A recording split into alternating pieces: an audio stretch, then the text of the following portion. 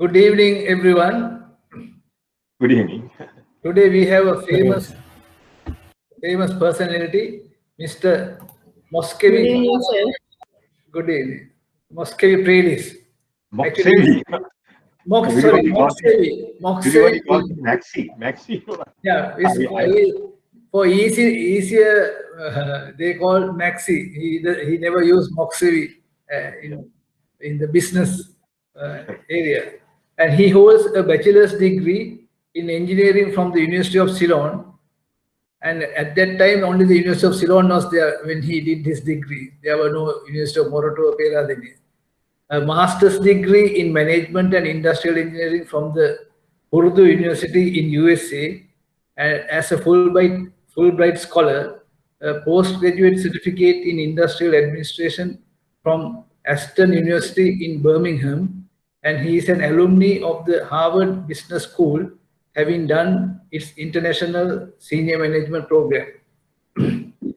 He is a chartered engineer of UK, fellow of the Institution of Engineers Sri Lanka, a fellow of the Institute of Bankers Sri Lanka, and a member of CIPM. He started his banking career in the Bank of Ceylon as an AGM. He has 27 years experience in banking, of which 19 years had been as the CEO of DFCC Bank, 3 years as the CEO of Nations Trust Bank, and 2 years as the chairman of SMI Bank.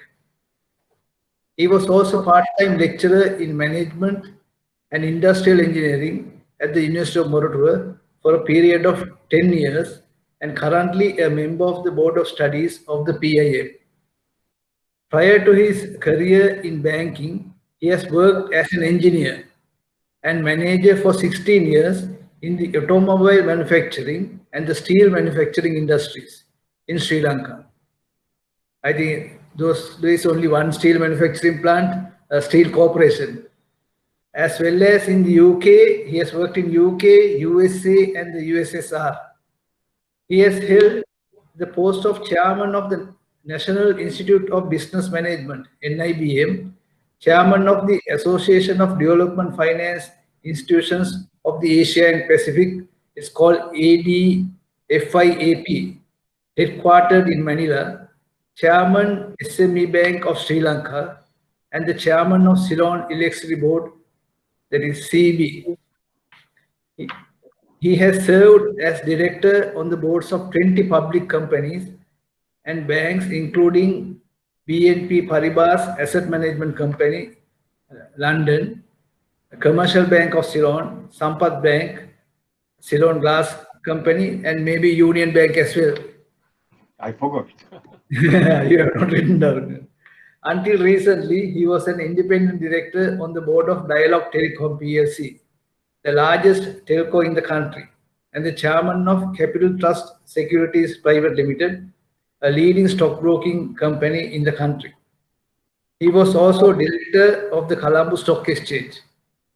In 1992, I am adding this, DFCC, Central Finance, John Keells Holdings, ADB, and Nippon Company, Japan, floated Lanka Ventures, venture capital company, and he has wanted an engineer to be the CEO.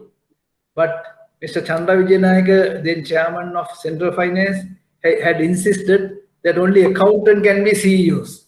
And they got an accountant as the CEO. I joined as the first portfolio manager as an engineer. So that's why I am in the banking. I was in the banking sector. Right? And Association of Professional Bankers recognized his contribution to the banking industry by honoring him as Distinguished Services to the Banking Industry Award, I think 2015 or so. So if I remember correctly, when I was very much involved as the president and the secretary general of the, I think, so we are meeting very experienced banker and engineer, and I think I don't want to take more time. We'll ask Mr. Predis to make his presentation. Mr. Predis, floor is yours. thank you, Pial, for that. It took almost 8 minutes.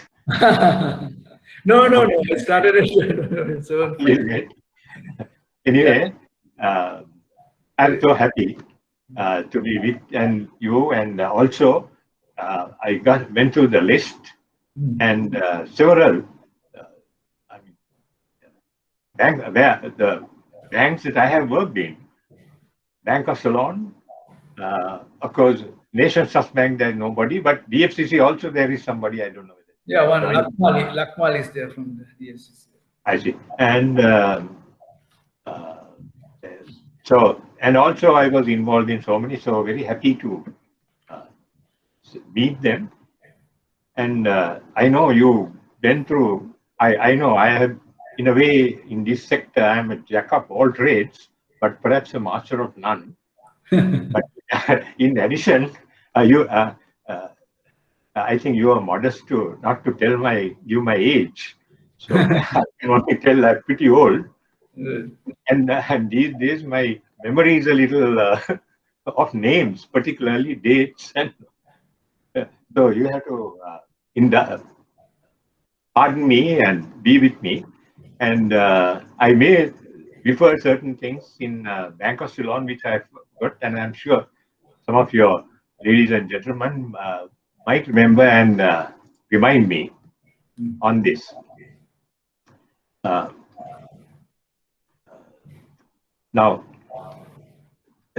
good evening to all of you, ladies and gentlemen.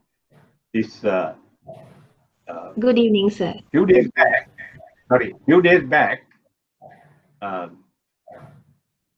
Pial all of a sudden gave me a call and said, Mr. Prelis, we would like you to address. I didn't know what the program also. There's a project finance course and last of these things.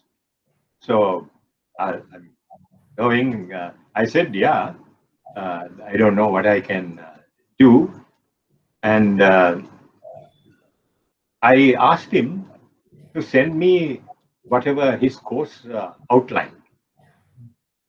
So I got it, the topics, and I was amazed how comprehensive that topics were. In fact, you have covered not only project finance, all related fields also. Of course, I don't know, I haven't gone into any details, but knowing Pial as I do, I'm sure you would have done a wonderful, thorough job. So there is hardly anything I can add into the hard area of project finance. Instantly, can you hear me? Is that okay? Yeah, I can hear you. Others can hear. We can, sir. And can you see me also? Okay, or Yeah, can hear and can see. Yes. Okay. And Mr. Prelis wants to see you as well. If you can switch on your cameras, better. It'll be nice because I'm not going to make any presentation. So it'll be. I was hoping to be making this interactive. Anyway, make it as much as possible.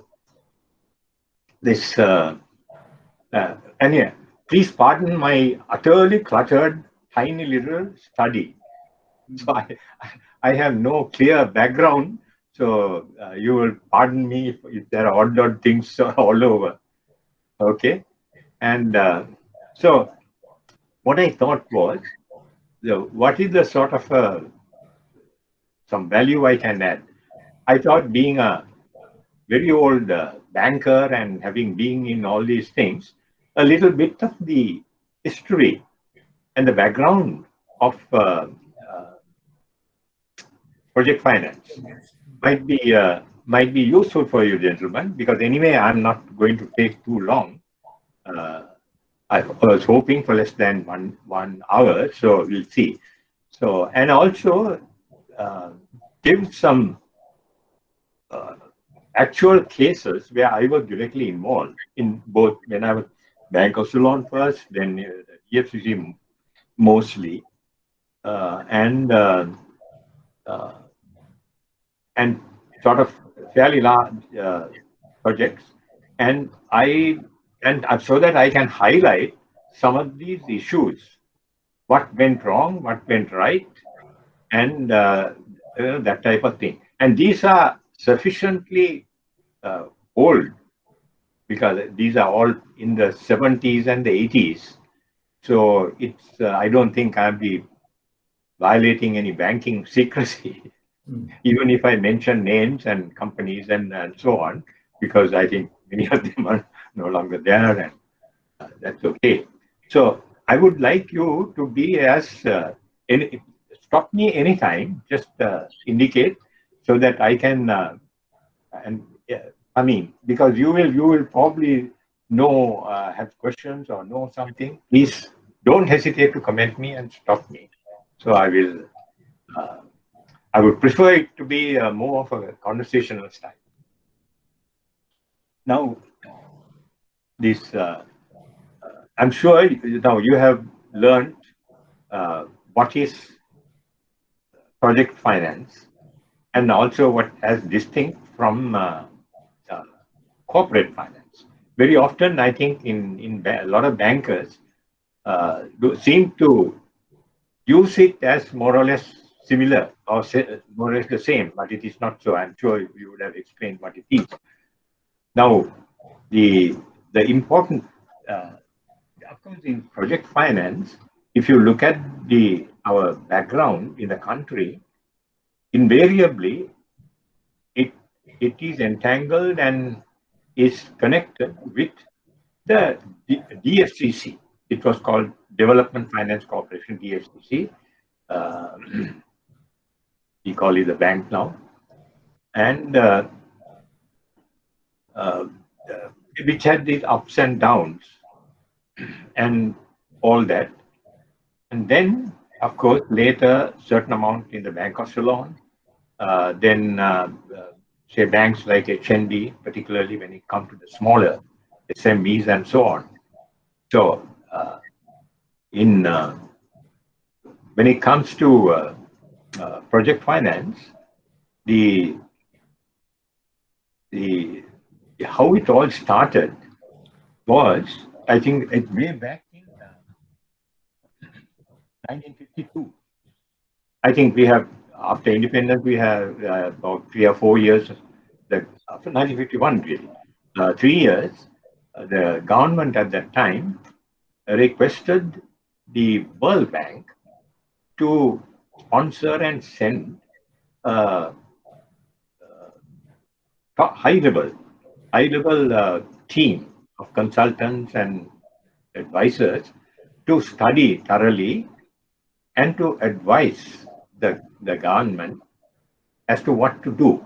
Because like most of the Asian countries which has escaped from either colonizer being a colony, or even from wars and that type of thing. So the extreme desire of all states was to have rapid economic development, because there was poverty and there was backwardness compared to the West, particularly when it came to industry.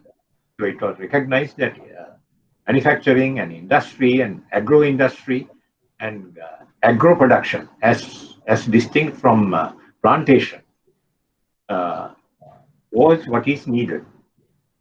So actually the team led by one Sir Sidney Haynes, I think very prominent, I think, the economist, very, very good team, 12 people of all types, all disciplines came and made a thorough study. And in 1952, gave a report to the government, and some of the key issues in this is that, if I may say,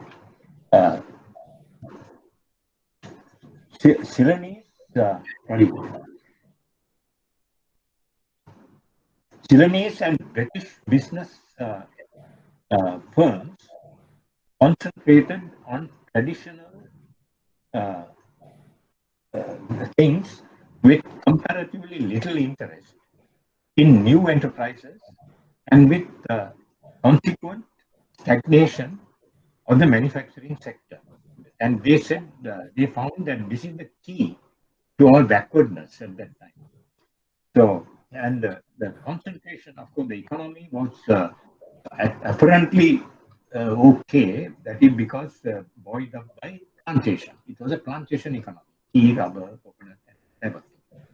And and they also said that most of the businessmen were either traders or merchants who invested their profits in real estate and property rather than any industrial ventures. So what they finally recommended is that industrialization, agro industry and enterprises, and value added and commerce, those are the main areas that we have to concentrate on. What is relevant here is they studied and had meetings with all the banks at that time, which were mostly British banks, branches of British banks and Indian banks. And I think the only indigenous bank was the Bank of Ceylon. So their conclusion is that none of those institutions are either capable nor have the inclination and culture to do project financing. So they recommended that there should be a separate institution for financing, and that's not alone. So it was like the whole economy to go held by three pillars, or shall we say tripod. The main pillar, the overall, was what they suggested the economic secretariat, where overall macro level and the directions, identifying area, that type of thing was to be done. And this was actually set up within the government, headed by none other than Dr. Gamini Korea, who is very famous now. He's dead now. And they also said that you need a technical and scientific input and applied research, so that this can be used both for agro production as well as in manufacturing industry. So they set up the CISIR. It was called Ceylon Institute for Scientific and Industrial Research. Today it is renamed as ITI, I think. Then the third, this thing is a executive finance institution which has the sufficient human resources, capable and trained, as well as long-term financing available. And that was that is how DFCC started. So from that time, sorry, go ahead. Yes, yeah, you want. Mr. Peris, the first one is that Institute of Policy Studies. What they said. No. That is much later. In fact, Right. This thing, but it was called.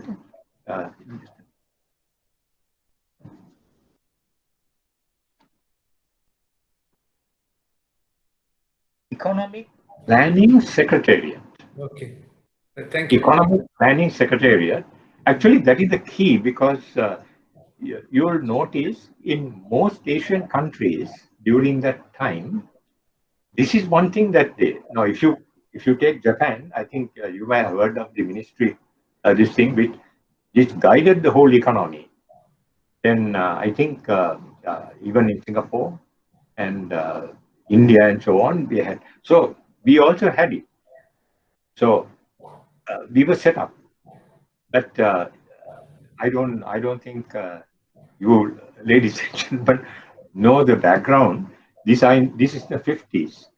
So the government was totally dominated by what at that time called civil servants, not administrators, civil servants, and they were known as the Brahmins of the state. So, and it's a bit of a club. Of course, they're brilliant people who go through the exams and all that. We call them Ceylon Civil Service. So they resented outsiders. Now, I like the Gamini Korea, although he was a central bank, he was a research chief. Outsiders coming into this, and they had also multidisciplinary people, other economists, not only government, because government didn't have that type of professional. So it was, and don't you find professional jealousies and all that, no? So that gradually it was gradually deflated and taken over by the Ministry of Finance. So that's this. Then CSR and DFCC was started as and DFCC, and both were statutory bodies in the sense that DFCC had an Act of Parliament, but it was considered private with private shareholding, and CSR was a state institution. So they gradually, of course, they went on their own. CSR went into various things, and DFCC was also left alone on this project financing. So that is a real bit of the history and the background. So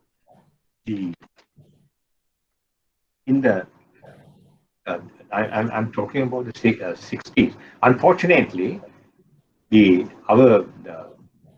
fact, one of the biggest problems that we had in terms of the governance, the political governance, is that from 1956 onwards, we changed governments every 4 years, and they were not like now. It's not people, but it's very much ideological. So you find at that time, now all this was started during the UNP government. So when the other government came, they are very much socialist oriented, and also very much influenced by Soviet Union, where I spent 2.5 years in Soviet Union because the steel industry was with the things. So I know the communist setup and so on. So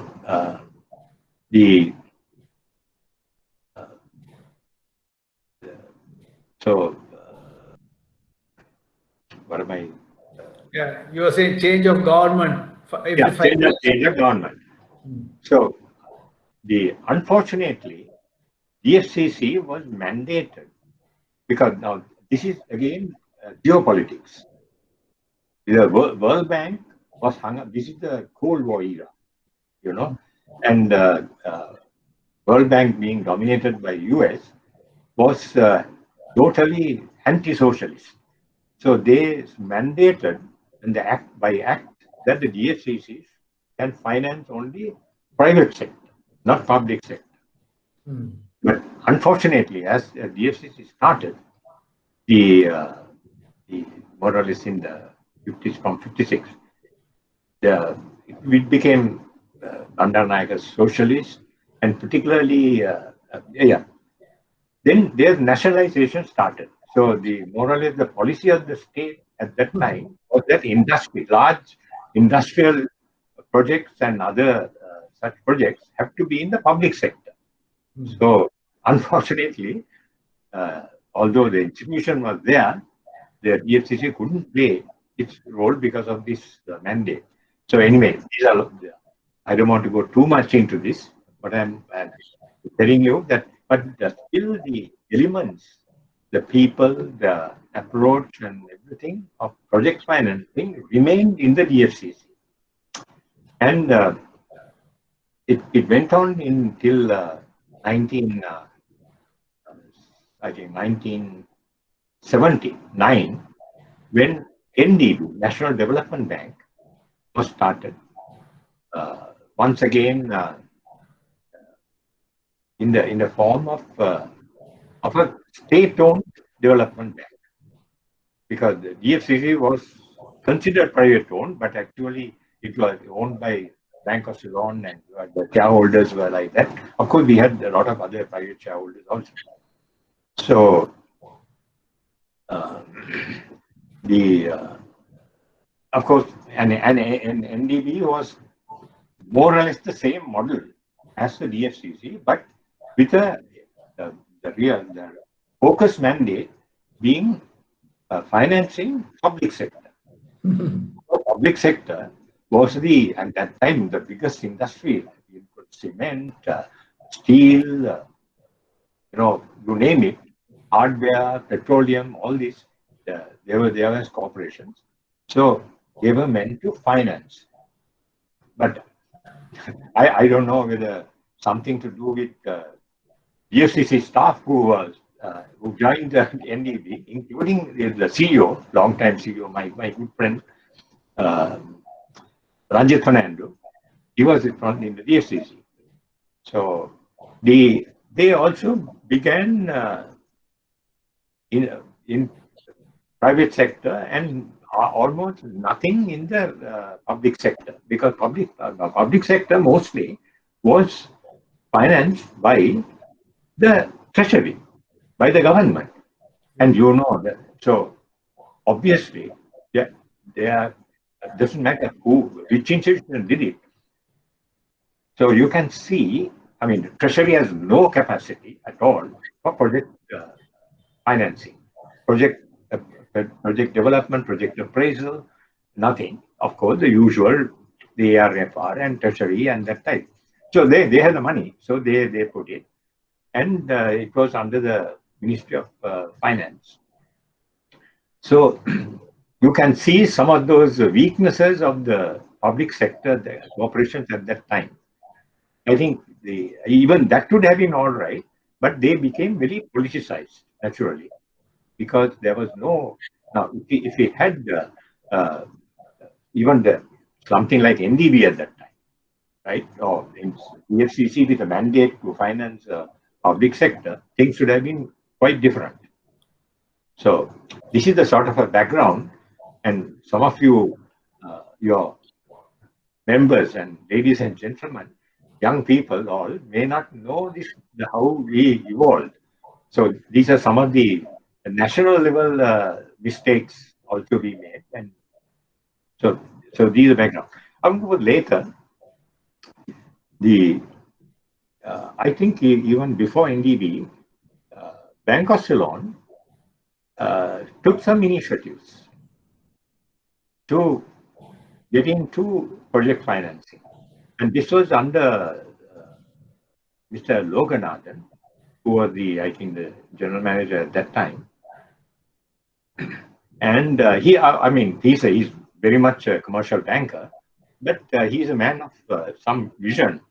So he started a division known as these are the names. I forget, and I try to refer. There is no document. I don't know whether any of your Bank of Ceylon people have heard of. I think it's something like that. It was called Industrial Finance and Consultancy Division or something like that. Can I ask any of these Bank of Ceylon people, have they heard of a thing like this? This started in the 60s, late, more or less the mid 60s, I think. Any of you, ladies and gentlemen, have you heard of this who are in the Bank of Ceylon today? No. Damika, have you heard of it? No, sir. Okay. I don't think we have heard, I think. Yeah. I see. Unfortunately, that it might be somewhere, because you can't get it. It was there as a part of the bank. So maybe in your archives or something, you might get it.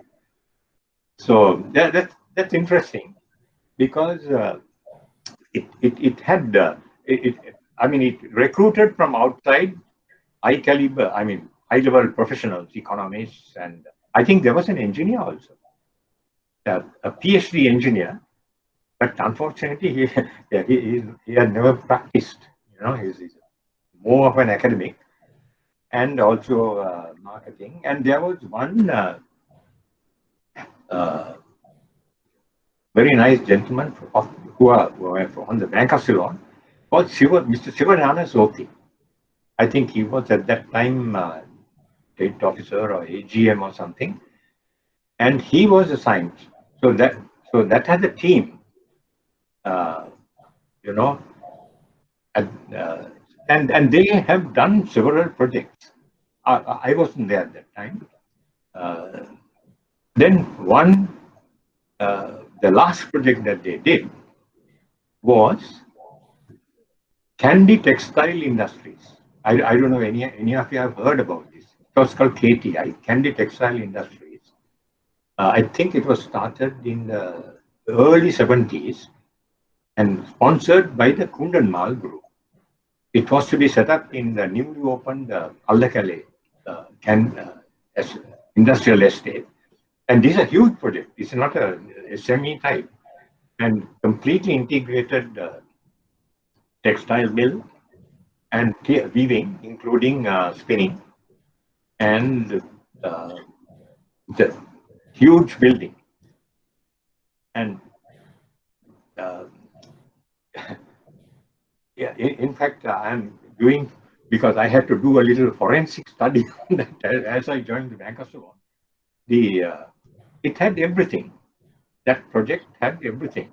He had good sponsors who knows the market, who knows the business. They were well-known names in the textile business.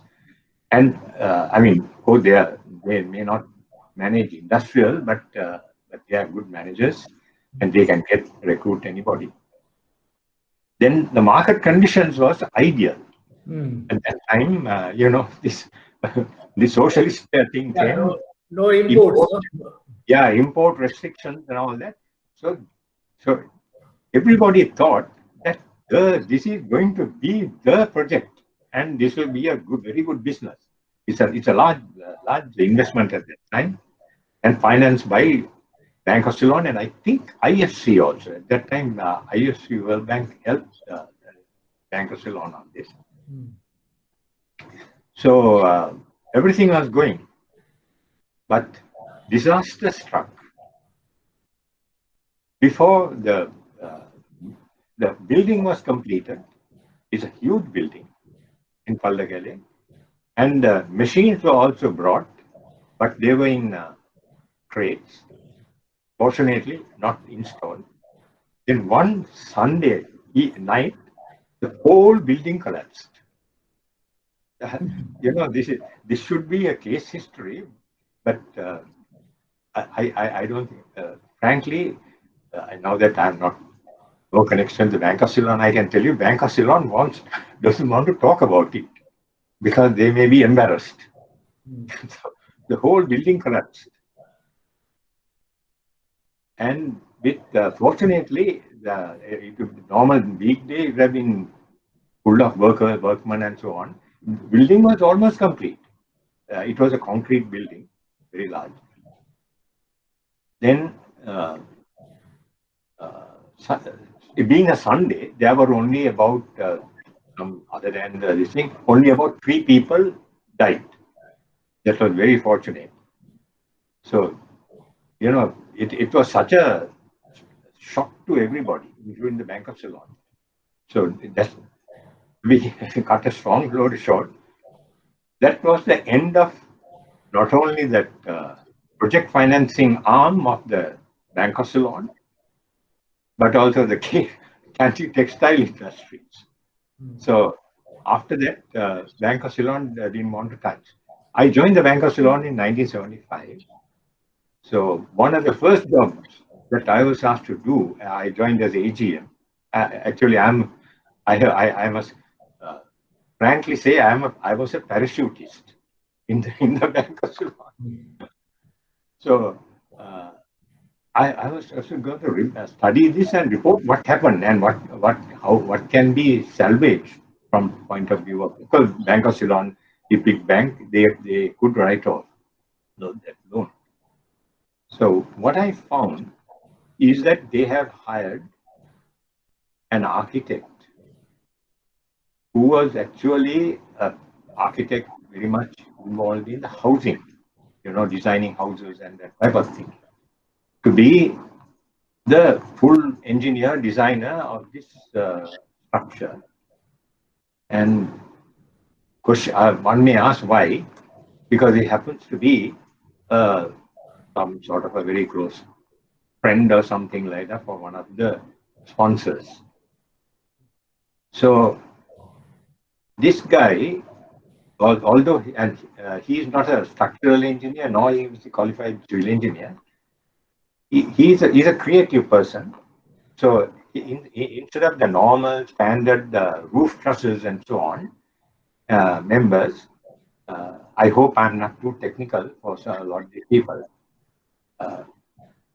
He wanted to save cost and lower the cost by making the main structural members hollow, concrete hollow, large, I think about 2 feet, 2 feet, 2 feet type of thing, where air conditioning, air and all that, because it's an air conditioned plant, will be ducted.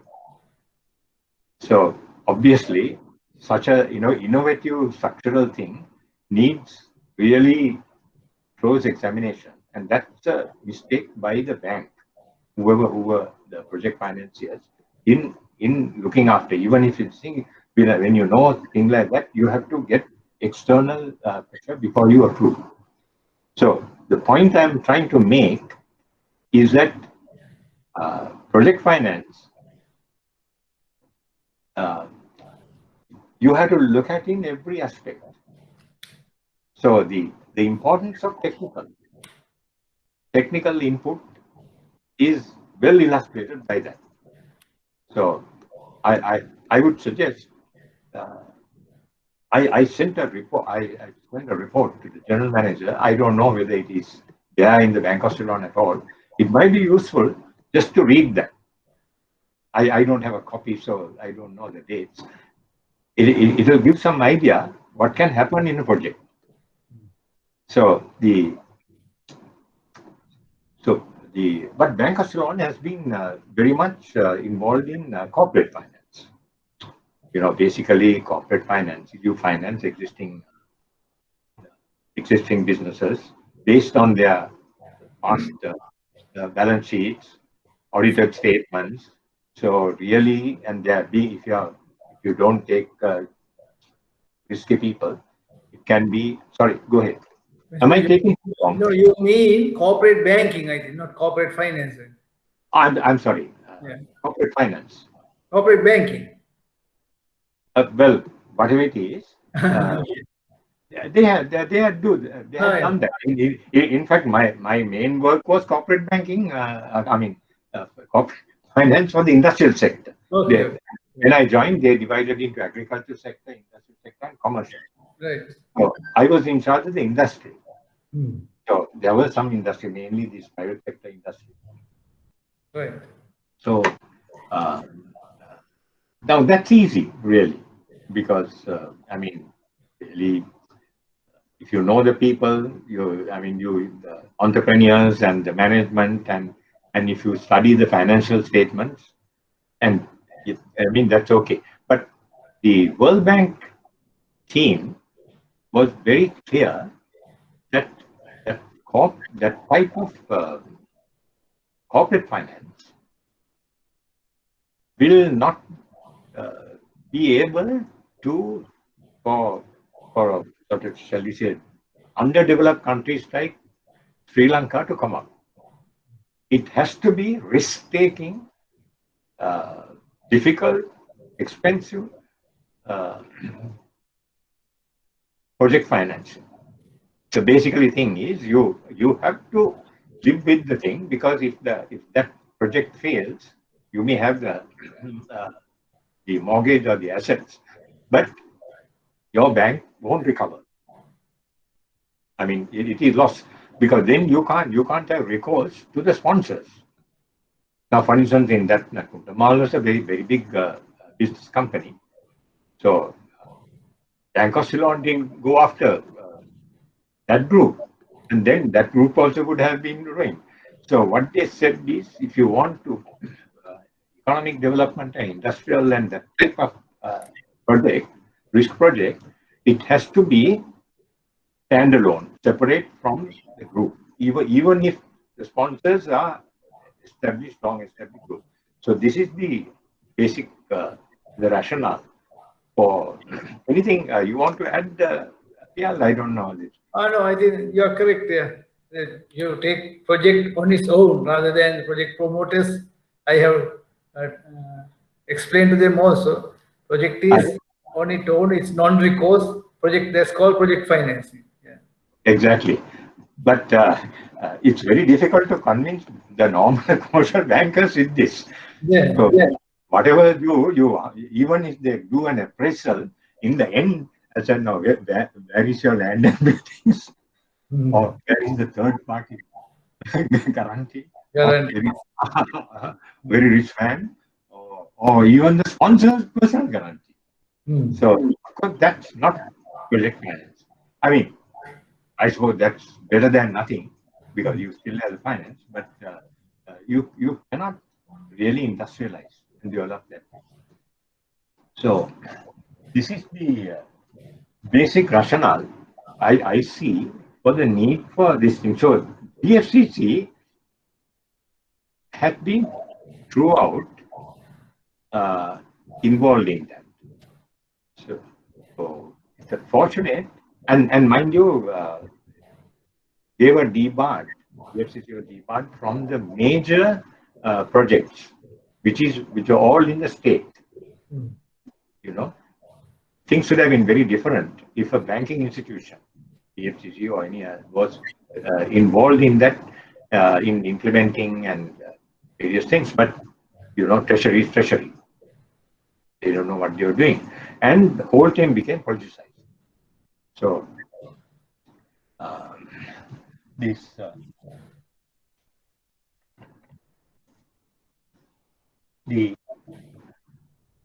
what I want to really convey is that that type of thing is difficult. I mean, you yourself will must have clearly stated, and also from a purely a banking profit oriented commercial bank, it's not it's not profitable. It's not worth, because you have to deploy a lot of high level people, multidisciplinary, and you have to be with them, and you have to be prepared to face difficulties with the entrepreneur. Now, if you the first disaster that strikes, and if you say you forget it, in looking back on this, even this KTI, okay, forget this thing. Let's get the proper building and all that. I think things it would have been a thriving business. Now, I would like to point out something now, coming back to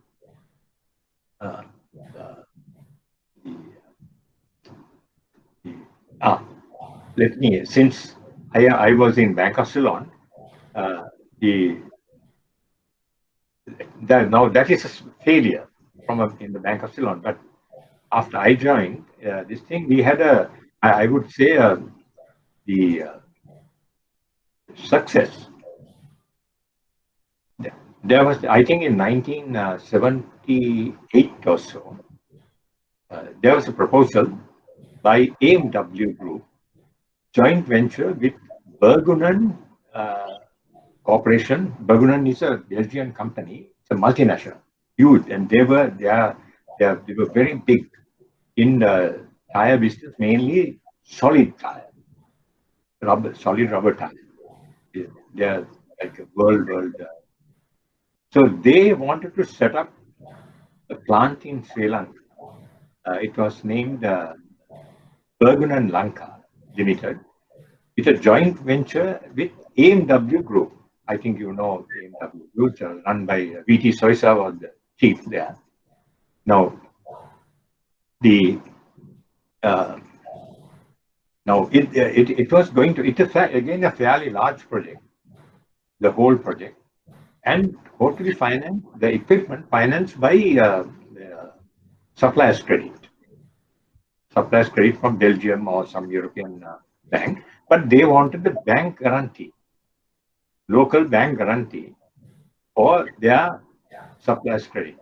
And if I'm not mistaken, sorry, if I'm not mistaken, go ahead. You have enough time. No. If I'm not mistaken, it was about 600 million, and 600 million in 1970 is well over 6 billion today. So, and I think the Bank of Ceylon and People's Bank were the only two banks which were capable of giving that guarantee, because otherwise these are international. No? So that is why, and the foreign banks. So AMW Group was mainly their bankers, particularly with Mr. V.T. Soizal, was foreign banks, mainly Greenlace Bank. So he had gone to Greenlace Bank, they rejected it. They had gone to all the other foreign bank branches, rejected it, saying that they're nonsense. The equity is very small. Actually, on paper, the equity was about 10, and the debt was 90%, which is obviously, by any standard, not really conducive to a long-term industrial project. Then also saying that this is too big, all that. So when he came to the Bank of Ceylon, pardon me for just being a little more personal, because I can't help by doing that. My first reaction was that, Mr. Soizal, are you mad? I mean, how can Bank of Ceylon give guarantee for a foreign currency loan? There is a foreign currency loan of about so much. Then two of us went through there was a feasibility and a project report. We found that they were permitted to export what is called master batch. Master batch is something like an intermediate product in the process of making a solid rubber, and export, and for some 2 years or something like that, they were permitted without paying cess. At that time, on rubber export, there was a thing called cess, because our local price of rubber was so low that the international price was more or less double. So the government imposed what is called the cess, export cess for raw rubber, which is almost the same as little less than the actual price of rubber here. But they said, if you process this rubber and in an industry, we will waive that, and if you export. So that was the whole rationale. So now the question is this low equity rejection. So of course, then we found actually, because to a certain extent I knew this technology a little bit and this industry from other sources, that master batch is nothing but just one large machine called Cranberry, which are basically rollers. You mix the raw rubber and carbon black and masticate it, and that is the real the raw material for the rest of things, including pneumatic rubbers, like what the Thai Corporation and so on, they did for any product that is there. So by exporting, because of this particular concession that was given, they would make enormous profit, and they had the ready market because Bergman themselves were buying them. And they had so what we did was, we knew this game. Actually, within 2 years they will make as much money as all the money that came, all the equipment. So we were able to put a condition that any profits, income by export and any value-added profits has to be retained in the company, the local company, which was registered locally. I mean, what does that mean? Okay, 10% equity today, 2 years later, that will be easily about 60-70%. So debt equity ratio will be 74-30. So we were able to do this. Of course, I don't want to say Mr. Anthony was the general manager at that time. He was very good. I think he's a very far-reaching thinking gentleman. Of course, his first reaction was to, scold me and, kick me out of his office, saying that, are you trying to ruin the bank? So when I convinced him, he agreed. And he put to the board, and we approved that. So that was the beginning of the solid rubber industry in Sri Lanka. Some of your participants will know, later became one of the major export industries of the country, even today, I think. And Dinasenas took that over, then after Bergman Lanka, and the chief engineer who was there still here. In fact, he's an icon today. Yeah, he's in yacht building now. He's a very creative guy who worked for Dinasenas also. So it's a major area, and Sri Lanka became one of the major suppliers to the world of solid rubbers. And solid rubber, sorry, go ahead. I think solid tires, no, Mr. P. Solid tires, I'm sorry. No, I financed Global Rubber when I was at HNB. They are a big company. They are all recent, doing extremely well. Global Rubber was a very recent one. Yeah, Jinasena took, the Bergman Lanka is still existing, but Jinasena took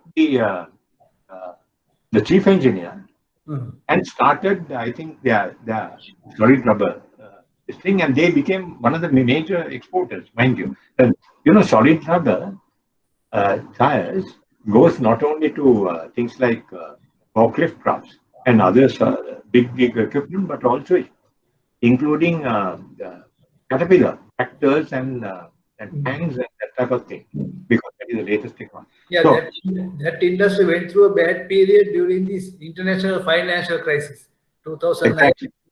Because there was no demand for this.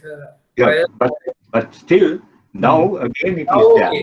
Yeah. And now you can see Global is also started by, I think, an engineer who was in the US. Prabhas Subhasinghe. Yeah. And he tried, and now he will be a big top businessman here, Yeah. Okay. So no, what I was trying to say is that this the approach, the outlook of a project financier is different from a normal, shall we say, commercial project. So you must take the longer view, and mind you, I mean, it so happened that I knew, because I, as both an engineer and also particularly I was in the industry, in rubber industry. But if you don't know, or if you think that there is something, get a outside consultant selected by you, not by the client, because sometimes the consultant comes being paid by the client.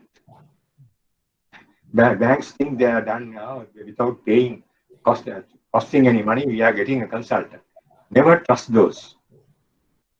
Any consultant must be paid by the finance institution doing project finance outside. So this is one point I like to make. Then the other thing, of course, is market. I'm just highlighting some of the issues that are fairly critical to look at. I mean, according to you, I think you have mentioned so many aspects. There are so many facets of project financing, but the main thing is market, pricing, competition. It is all market oriented, and also the economic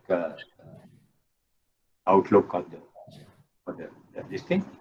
Then the technological factors, both the assets, the civil engineering, the building part of it, and the machinery part of it, and the technology also, the process, whether it is an obsolete process or whether it is emerging the process, you have to look at it, and of course the financial evaluation.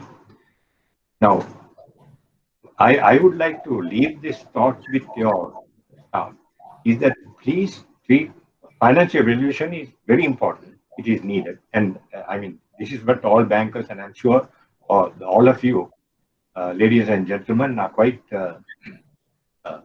capable of doing detailed financial analysis, constructing of P&L, balance sheets, cash flows, then analysis, all that, blah blah. Now that is important, but please remember that is not that is only the result of all the other building blocks that goes in, like the markets, the prices, competition, the technology, and also the management. Whether it depends on each case, management and also the ownership.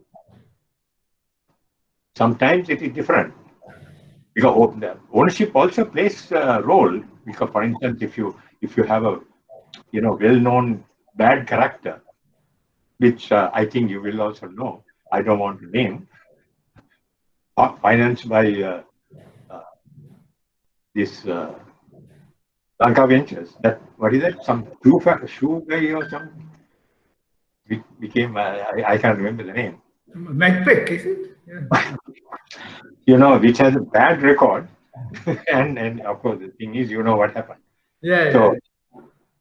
So although the managers had experienced managers, but the sponsor was a crook. So both, I think you have to look in.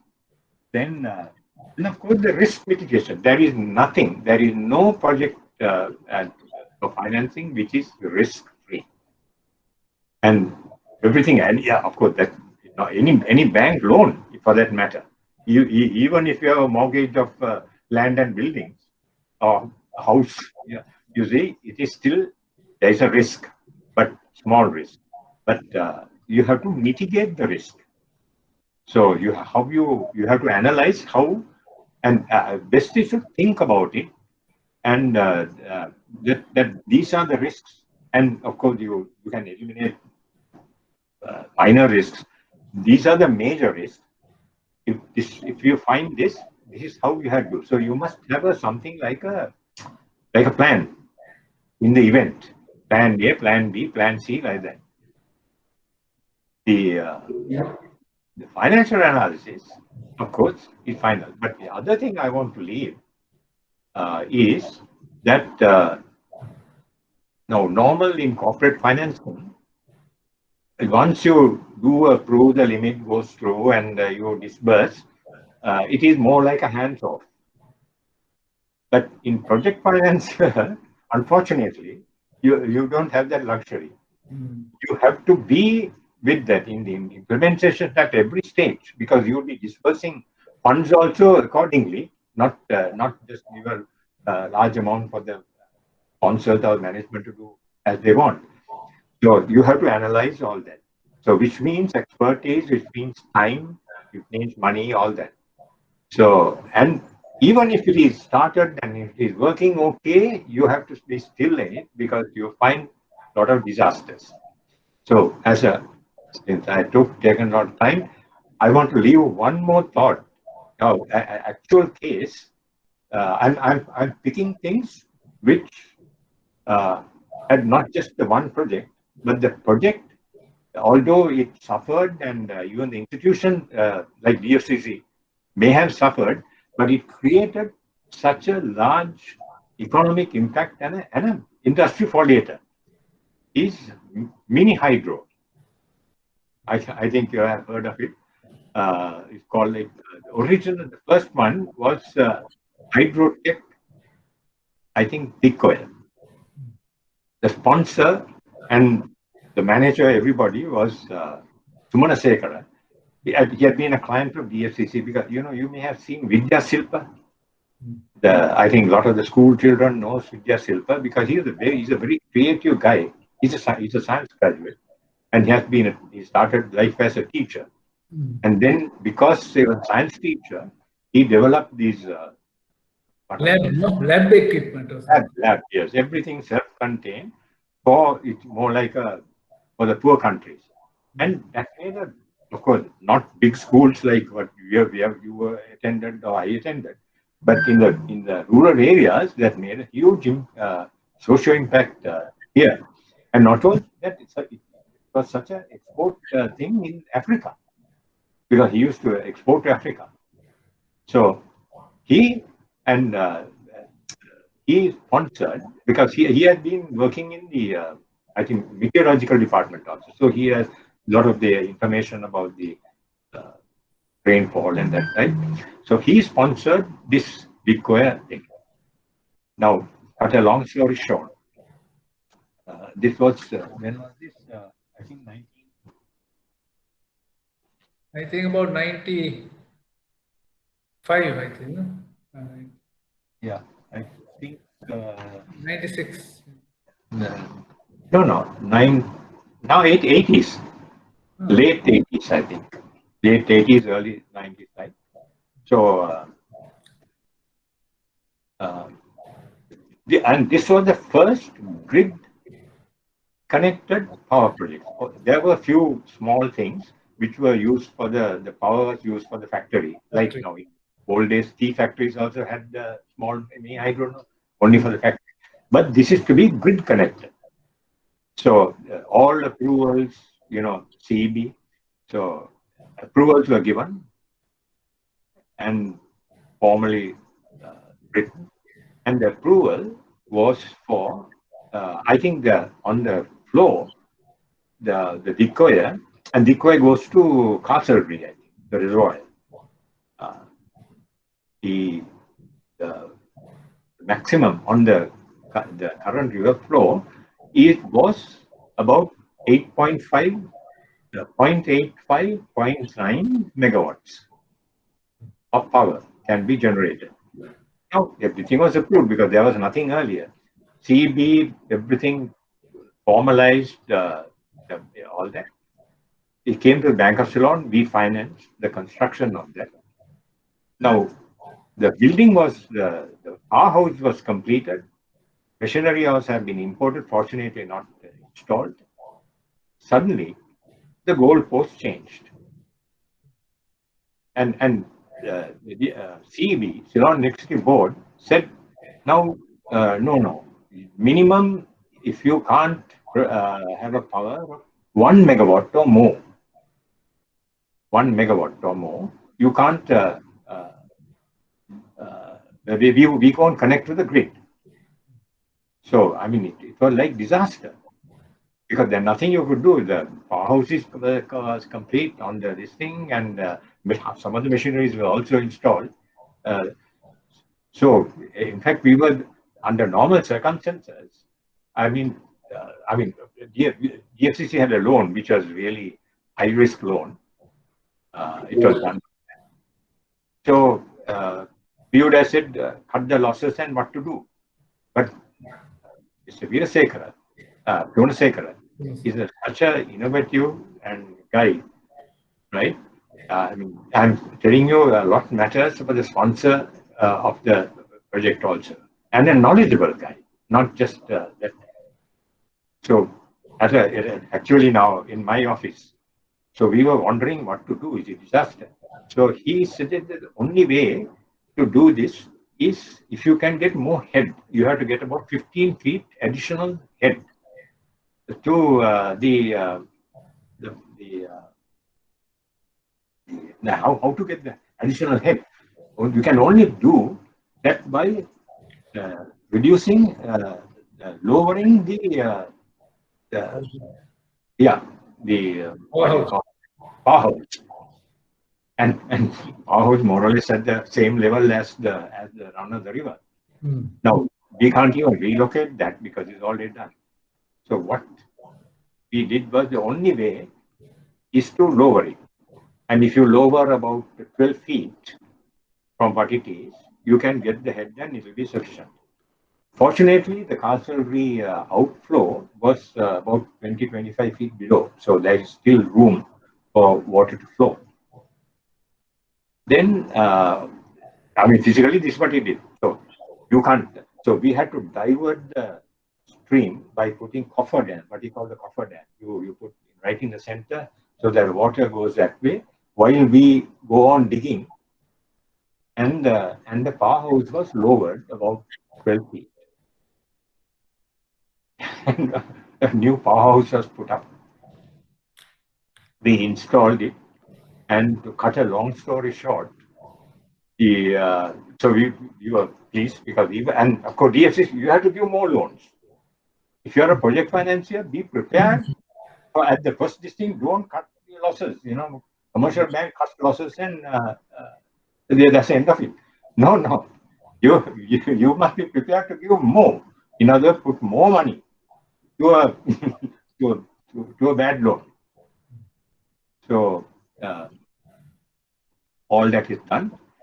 Then I think there's a big advertisement in the press, and so I decided to invite the chairman of the CEB, the chief guest to open. That was Dr. Herat, I think, at that time. So everything was done. So with press and TV and the whole lot, the before the switch was put, the CEB tells you, there is something wrong with your synchronization. That these are electronics part of the this thing. That the Chinese equipment is not very good and can't synchronize with our grid. Nothing you can't connect. So what to do? Just to make appearance. So we said, okay, we'll put the switch and we lit up the entire tea estate there, in the valley, pretending it to be connected to the grid. This is not connected to the grid. So that evening itself, we got some of the CEB engineers themselves and said, no, this disaster, then I gave my personal, as a CEO of the bank, whatever it costs, doesn't matter. Even if you have to air freight anything, we will pay, and we will do this so that we can connect to the grid within about 2 weeks, not in less than. Then they said, yeah, we will try. We'll have to import things from UK and blah blah. It doesn't matter. Do anything. We assured that the project financier gave the backing that unlimited we will give money. Of course, consultancy, all that. I don't want to talk too much about that because some of the people are still there. So, lo and behold, in 2 days' time, or 3 days, we get the news that everything is done. Now you can connect. Because they didn't have to even import. They found something and it was connected. So, and of course, that is out of the company. Outside, we paid whatever it costs, including consultancy fee or whatever it is. And that is how DIGCOE came into being. And that was the catalyst for an entire whole of mini hydro, where all other banks were also putting. I think so these are success stories. So the thought I want to leave is a project financier. If you're serious, particularly about industry and so on, it can't be short term. It has to be long term. And you have to be able to carry risks. So anything you want to add? No, I think I have seen them. Fine. Anything your members want to ask? It doesn't matter. Ask anything. You can ask anything because I'm not prepared. So anything I will convey to you, and I'm sure you will be able to. I'll be able to learn from you something. Yeah. So shall we find out whether Yes. you want to either comment or disagree or agree or anything that you want to add? Yeah. Yeah. Thank you, Mr. Paris. I think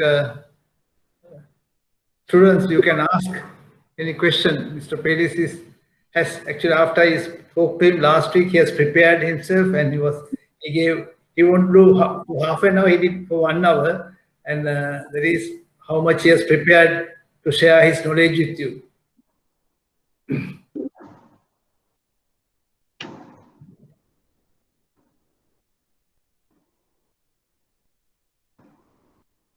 I think I have to name Nuani. You have any questions?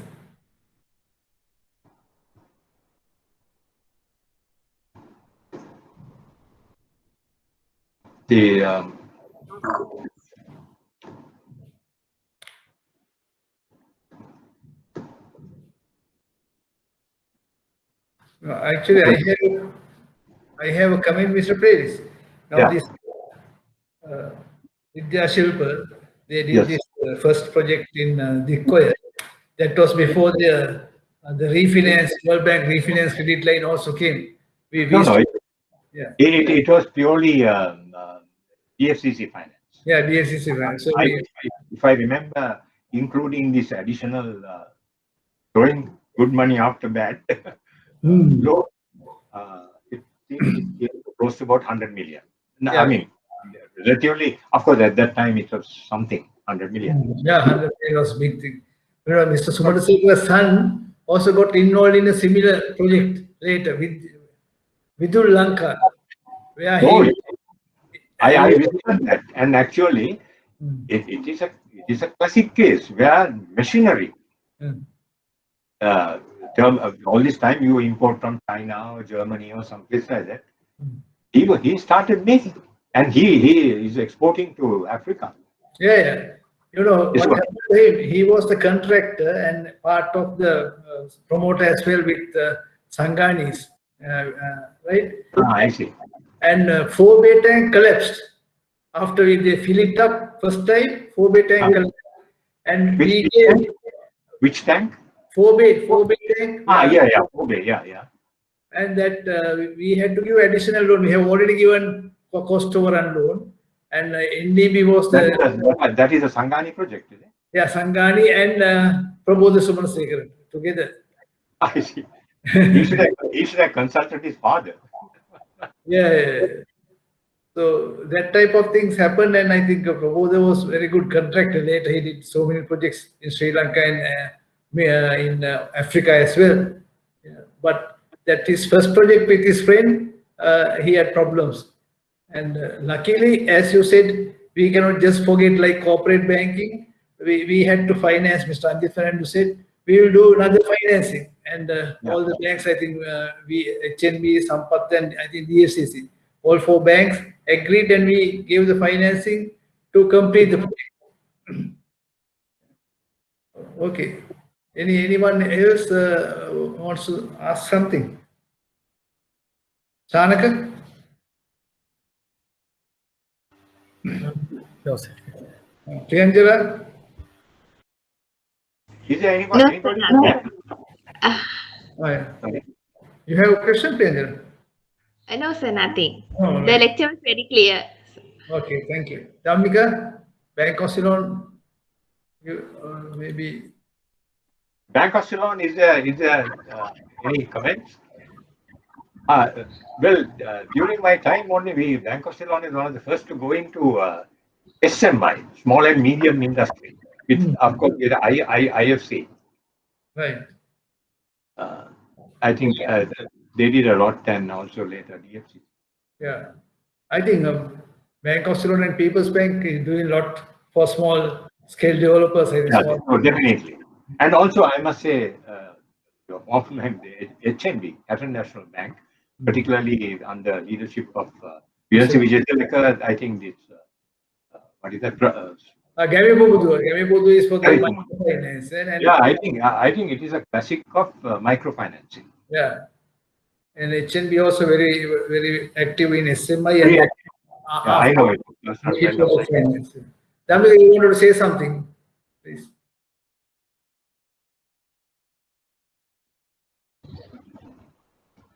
Hello.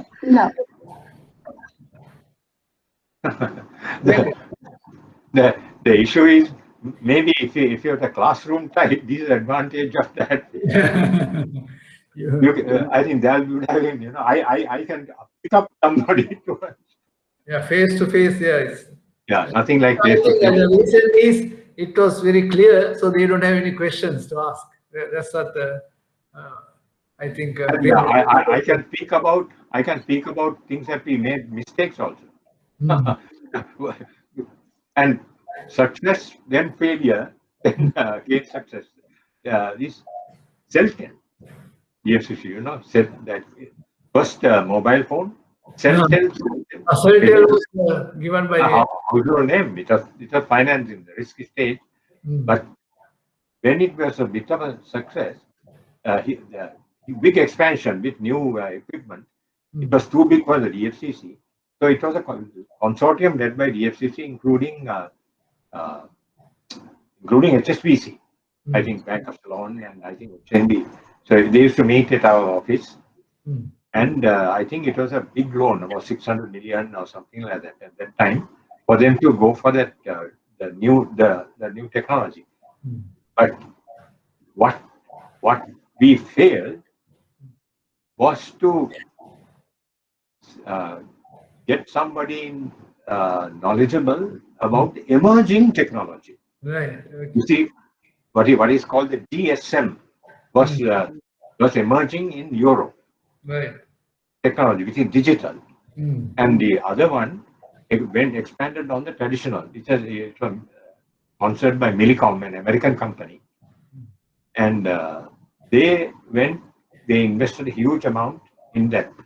So that is how, and they left. Of course, they didn't collapse, but because it was like a household name. No, in fact, a lot of people come to Dialogue, used to come and mata Celtel like again, such a name, and generic name. So they didn't collapse, but they allowed a major competitor to overcome the new technology. Dialogue. That is Dialogue Telecom. Otherwise, Dialogue would not have been also ran. At that time, they went into the emerging process and technology. That is digital. So, in a way, it's a failure of the project financiers also. Yeah, I think you mentioned earlier also in your presentation that external consultants very important. You have not used an external consultant in this Celtel case, thinking that they know because it was a going concern, and I mean they were minting money. Initially, we didn't think that they will even succeed, because 60 million was a relatively small loan. Because the cost of a call, their pricing was 35 rupees. Very high. Minute. 35 or something. 35, 40, something like that. Whereas the SLT was 2 or 3 rupees. And the instrument, that Motorola thing, was 1.5 lakhs at that time, a huge amount. I don't know whether you all know, it's called Gadol Bagi, because yes, exactly. You can hit anyone today. It is so durable, you can do anything with it. So we didn't think, but it was a success. So because of that halo effect of this, there's another thing I want to say: be careful about halo effects, about entrepreneurs, managers, and even companies. Right. So every project you have to look from first principles. Yeah. When you get too close to them, then you forget about evaluating the project properly. Exactly. Yeah. No, because of I don't know. I hope some things may be of some use to your participants. Is there anything they can give me a call even? So. Yeah. I will share your number with them. Yes. Okay. external consultants, you mentioned next week, this Thursday, I am getting Dr. Tilak, Tilak Shebulapit here. Oh, yeah. He's Yeah. the consultant for energy consultant. energy. And I have used him for 8 constraints thermal power projects. We insisted that we need our consultant to look at it, and then. But I mean, he's a very honorable person. But if you have to retain him as a consultant, you retain him, you pay him. Yeah, you mentioned earlier. Okay, Mr. Paris, thank you very much for sharing your experience and knowledge. And it was a pleasure last week communicating with you and getting ready for this presentation. Thank you very much. Right. Thank you. Thank you, Pial. And I'll call you later. I'll visit you after COVID to get some books. And Menaka is handling the admin, no? And thank him, and also all the participants. I don't know whether I bored you even, but I didn't want to, because I didn't want to duplicate what you said, because it will be far worse than what you could have done. Yeah. You know, I have forgotten half of those things now. Yeah, Menaka and Kavinda was. I see. Morning, yeah. Thank you, May. Okay, thank you. Yeah. Right. Thank you, sir. Thank you very much. Good night, sir. Good night. Thank you very much. Thank you. Thank you. Thank you very much. Bye-bye. Thank you, sir. Bye-bye. Thank you. Pleasure. Thank you, sir. Pleasure. My pleasure. Thank you. Thank you, sir. Mr. Okay. Felix, Thank you, sir. yeah, press that red phone. Yeah, Sorry, yeah, I'll pick the red one. Huh? yeah, red. Yeah. Okay. Incidentally, I also want to get in. This is the, I didn't put it because this is the only one which you have to pay $5 or something like that, no? To get into this one, that is the meeting, Google Meet. To download, it's not free, no? Like the Zoom and. I know. I think IBSL has Google Meet. Maybe they have. No, I also must $5 or $2. Okay. You paid today? No, I didn't. I went to try to listen. $5. You know, I like to play around with this, no. Oh. So maybe I will have in the future. Okay. Yeah, we don't have to pay anything, right? Okay. Okay. Okay. Thank you. Thank you very much. Bye.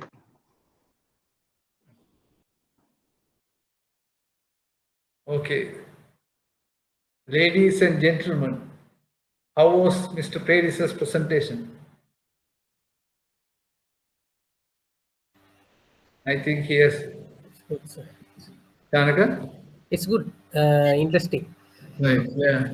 I think he has a lot of knowledge, but now he can't remember names. Yeah, I'm also getting to that stage slowly. Yeah. You know how old he is? Anyone can guess? Can you guess? He's 85 years. Right? And I think, but he's still fit because he always used to walk and very fit, kept a fit body. He was telling me he's still walking. Yesterday also he had walked. Even the curfew, he's living close to the Coffee Bean, and he walks to Independence Square. So we have to get their knowledge so that we learn from their knowledge. The COE project I haven't. I have been to the COE project, but I didn't know much details. But that day, even Akbo also mentioned, and today I think he clearly mentioned how that project, the bankers were so proactive. Right? We can't just see only the promoter to do the things. And he has gone and promised CEB guys some bribe to get the project connected to the grid, right, from the FCC. Right. So we have a presentation to do. Can we take 5 minutes break? I want to have some little water and come back before 8:35. We'll start. I'll be back in 2-3 minutes. Okay. So I think I have shared that also. I had a PDF, but I have taken only the Word document. Okay. Right.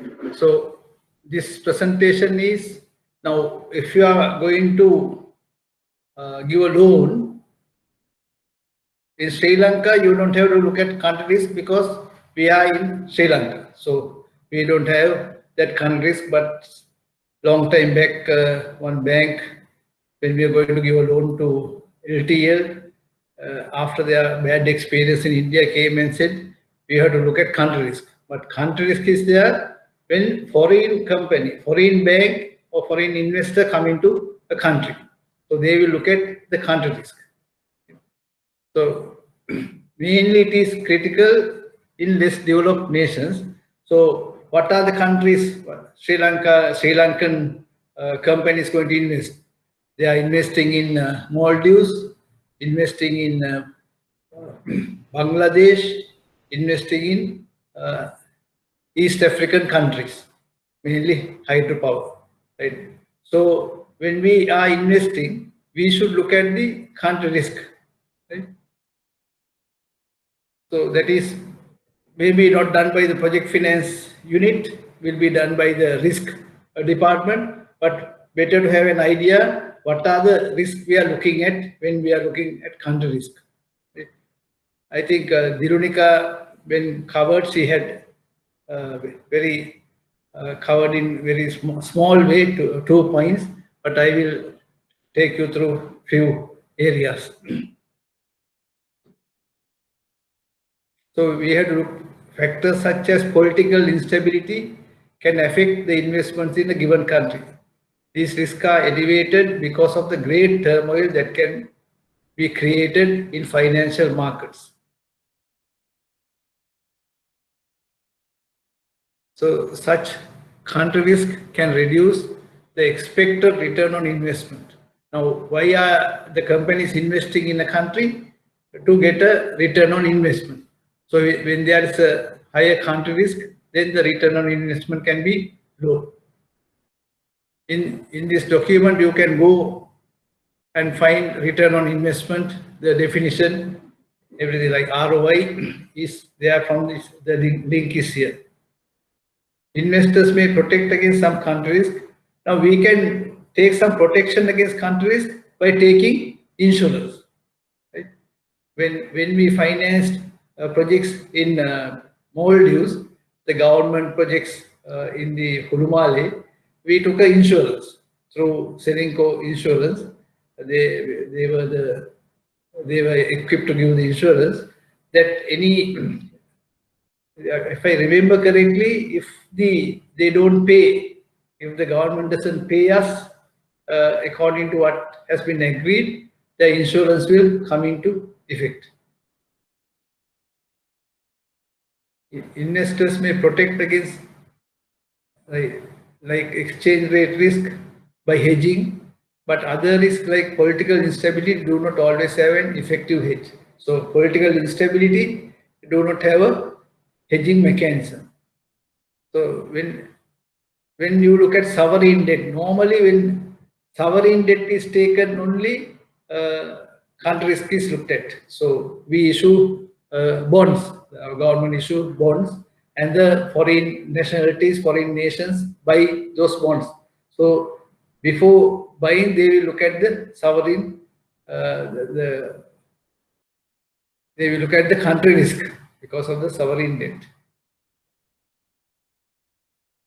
So they are looking at what is happening in politics, economics, general health of society, and so forth of the country that is issuing the debt. So when we take a sovereign debt, looks at the politics, economics, and general health of the society, and so forth of the country that is issuing the debt. Mainly foreign direct investment, also same, like not only buying bonds, foreign direct investments, those not made through a regulated market or exchange, and long-term investment face the greatest potential for country risk. Right? It is more than for sovereign debt, foreign direct investment has more higher risk because the market is not regulated and it's not like stock exchange investment is less risk than foreign direct investment. And long-term investments face the greatest potential for country risk. So how to weigh the country risk? So most investors think United States as the benchmark for low country risk. So if an investor is attracted to investment in countries with higher levels of civil conflict, like Argentina or Venezuela, for instance, so he or she would be wise to compare their countries to the US. So professional analysts who must assess such risk will often pursue, there's an index called MSCI index. You can go through that this, and it has for almost all the countries in the world the risk reports, looking for correlation coefficients to find ways of measuring the effects of country risk in particular location. And some countries who are members of the OECD, those OECD is doing country risk analysis for those countries. And in addition, like credit rating agencies, Standard & Poor's, Moody's, Fitch, all have their own list of sovereign ratings. Now, last year, our sovereign ratings was brought down to what is our sovereign rating now?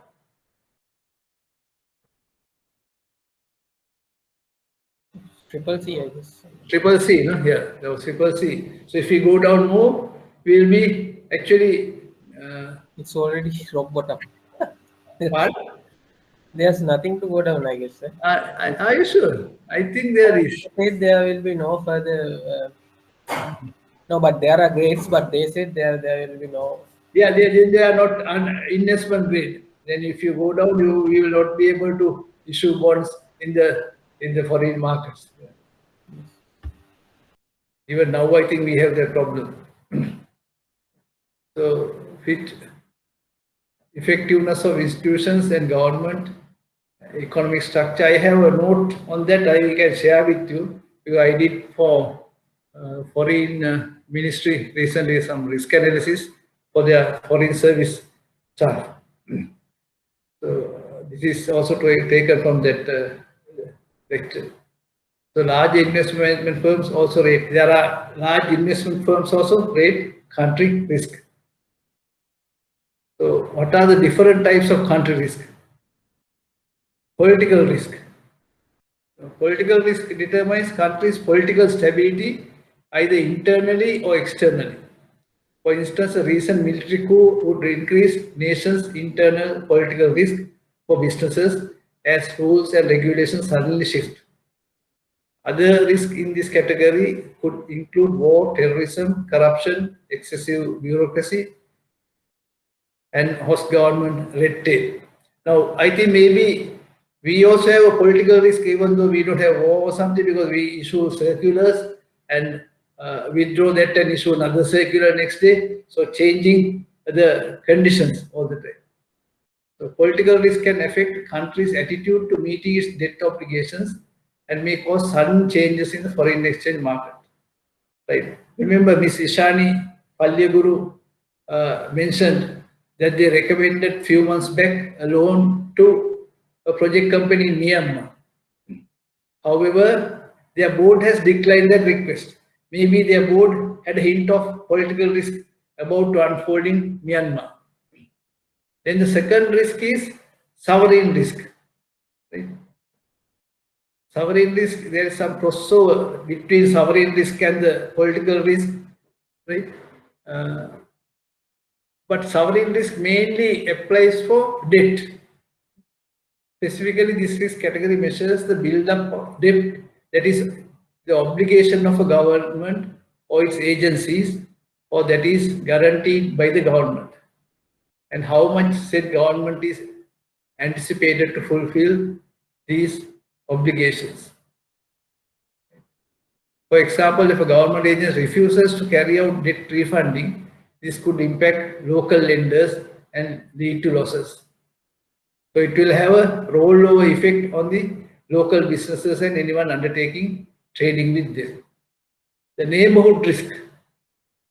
this neighborhood risk applies to us a lot because we are on the south side of India, and now China is developing the port city, and we have given one port to China. So the neighborhood risk applies to Sri Lanka, even Maldives. Now Maldives, last government was with China. When we gave loans, they were getting Chinese contractors, and Chinese, even the Chinese contract only came to us for the loan to Maldives government, right? But the present government is with India, so they are more towards India. So the neighborhood risk Sri Lanka, Maldives, maybe even Bangladesh must be having because of the proximity to India. Right. Subjective risk. Subjective risk is not a term that is used everywhere, but it measures factors that are common to most risk assessments and could greatly impact foreign business owners trading with the host nation. Subjective risk is about attitude and can include social pressures and consumer opinions. Right? Like I think, for example, we had a problem. We stopped importing. What is the oil we stopped importing recently?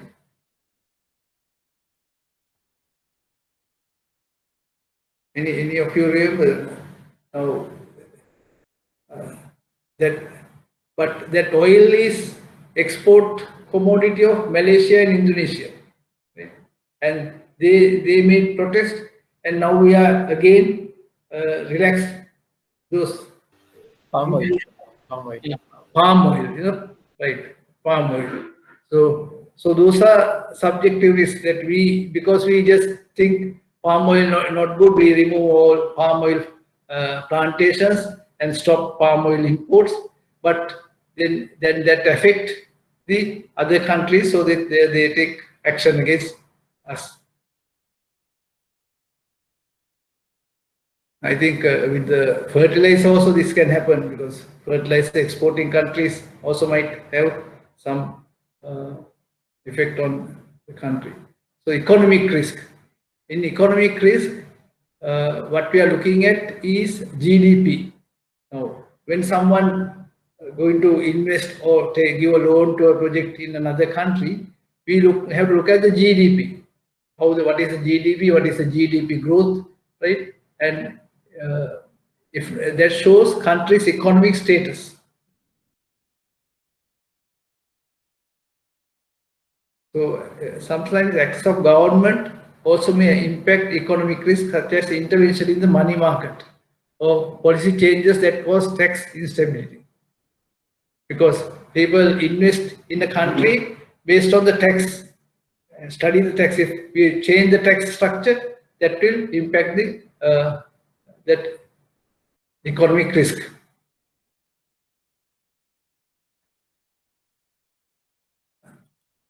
Then exchange risk. This is another all-inclusive term, as fluctuations in the foreign exchange can be caused by wider variety of factors. And now, when we give a US dollar loan to a company, it doesn't matter because they pay back us in dollars. But a company goes and invests in a country, like we say, US company invest in Sri Lanka, right? But they make money in rupees. When the exchange rate appreciate, their returns are negative because of the exchange rate appreciation. So even the stock market, if they invest, they have to keep a margin for the exchange rate appreciation as well, because if their return will be less with the exchange rate appreciation. Then the transfer risk. That is a final risk. Yeah, government may decide that you are not allowing any foreign exchange transfers for investors in that country can't take the money out, right? So that is a transfer risk. Now, major example is Malaysia, 97-98, there was this Asian crisis.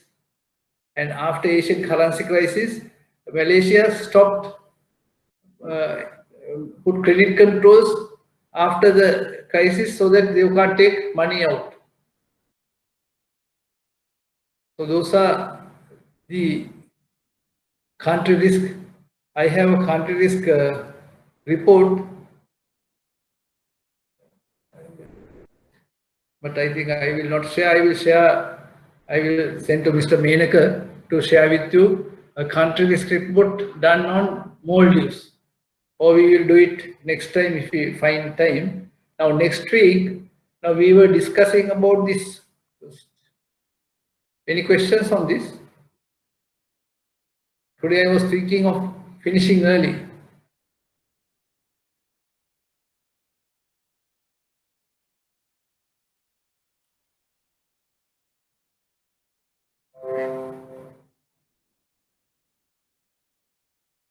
Okay. But today also we are going till 9 p.m. because Mr. Pelis took more time, but I think that was worth. Now next week we were discussing today, Mr. Pelis also said this importance of external consultant. Right? Now I have invited, because I spoke to him for something else, because my batchmate, we are collecting funds for COVID assistance to hospitals.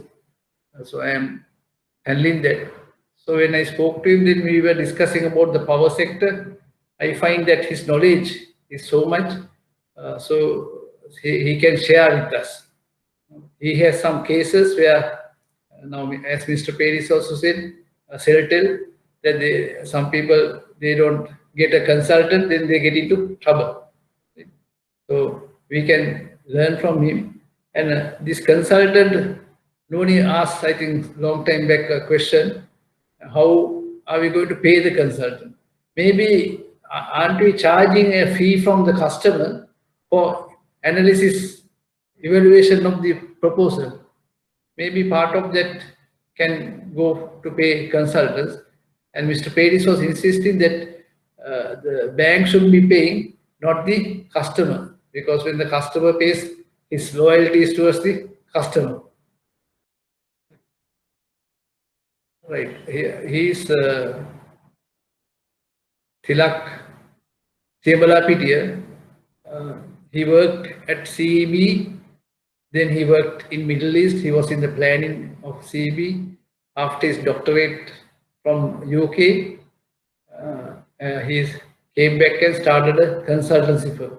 I have mentioned to you that we consortium financed 2 thermal power projects for Aitken Spence, and we insisted that we need a consultant, and I recommended Tilak Sebalapitiya, and they used him. And so because of that, we were able to get those projects completed and running. So please join tomorrow. Please join on Thursday to listen to him, and he will do some cases. So he will share with you some cases where he has done consultants. Any questions? I think last week I said we are not going to have a class on Thursday, but because I spoke to Dr. Tilak Sebalapitiya, I thought we'll have the class on Thursday as well. And most of you, I don't think, we're going to work now. No? Are you going to work? We are working, sir. Yes. You are working from, you branch was open today? Yes. Right. 9 to 1. 9 to 1, no? But not all the branches, no? Are the Most of the branches, right. areas, lockdown areas, they have closed the branches, and other branches open. So even tomorrow you are open, is it? No, not tomorrow, on Friday. Again, Friday 31st, you are open. Yeah. Okay. So how do you get a pass, or you show your ID card when you ID card. For the transports, we are issuing passes. Right. Okay. And did you see a lot of wheelbarrows today on the road?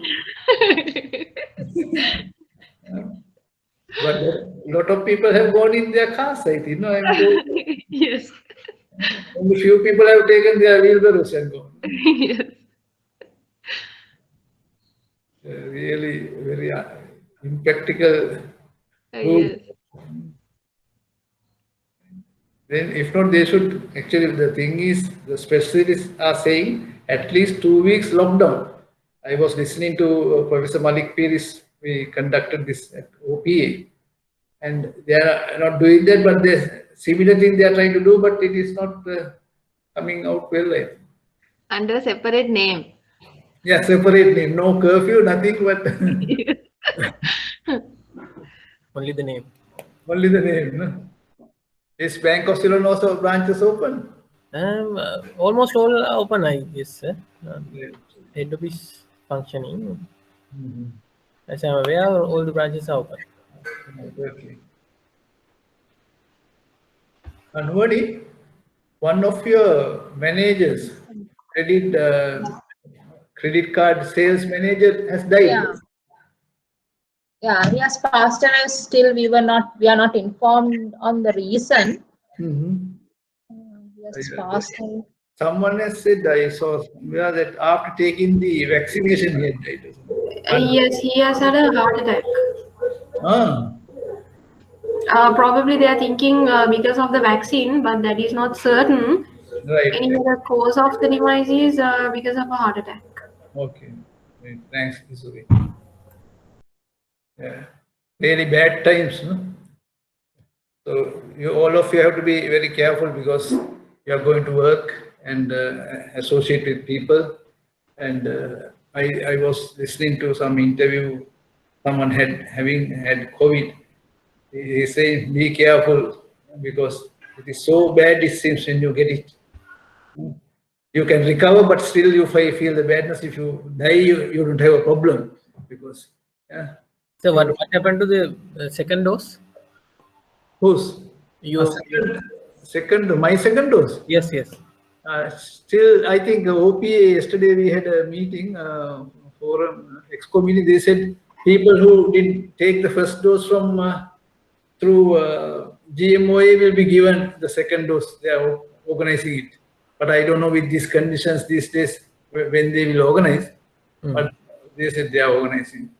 Can you organize Shane for me second dose? No.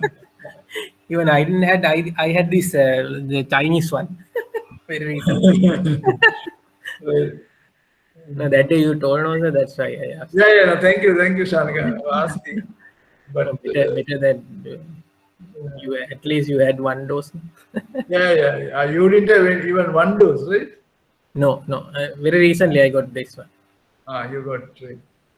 Yeah, but even though you take the dose yesterday, you are not immune from today because Yeah, it takes around 2 weeks, I think. Sir. 2 weeks, so you have to be careful. Even after even you have 2 doses, you still can get COVID, so you have to be careful. Yes. But the severity they say will be less. Yeah, you don't die, but maybe you have to hospitalize and all that. That is what they are telling. Right. Okay, thank you. Anyone else wants to make any comment? Again, we are finishing on the dot. See you on Thursday. Be there at 7 o'clock. Okay.